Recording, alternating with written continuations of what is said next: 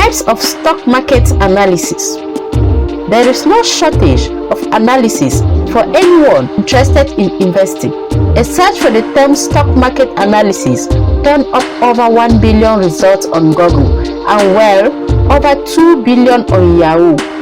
The majority of stock market analysis can be lumped into 3 broad groups: fundamental, technical, and sentimental. Here is a close look at each.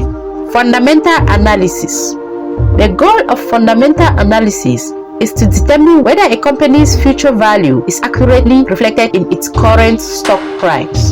Fundamental analysis attempts to estimate the value of a particular stock based on a variety of factors, such as the current finances of the company and the prevailing economic environment. Fundamental analysis also may include speaking with a company's management team and assessing how the company's products are received in the marketplace. When a fundamental review is complete, the analyst may decide the stock is an attractive opportunity because the market has underestimated its future prospects. The analyst also may determine the stock to be a hold or a sell if the value is fully reflected in the price. Technical analysis. Technical analysts evaluate recent trading movement and trends to attempt to determine what next for the company's stock price. Generally, technical analysts pay less attention to the fundamentals underlying the stock price. Technical analysts rely on stock charts to make their assessment of a company's stock price. For example, technicians may look for a support level and resistance level when assessing a stock next move. A support level is the price level at which the stock might find support and below which it may fall.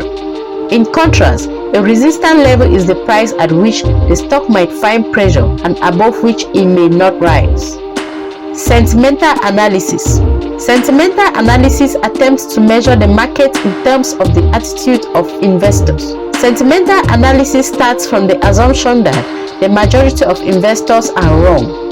In other words, the stock market has the potential to disappoint when masses of investors believe prices are headed in a particular direction. For example, if the majority of professional market watchers expect a stock price to trend higher, sentiment analysts may look for prices to disappoint the majority and trend lower.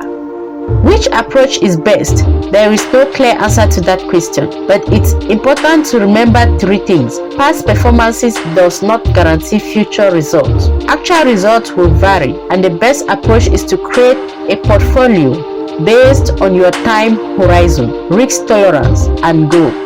Keep in mind, the return and principal value of stock prices will fluctuate as market conditions change, and shares, when sold, may be worth more or less than their original cost. Drop your comments below, it will be helpful. Thanks for watching.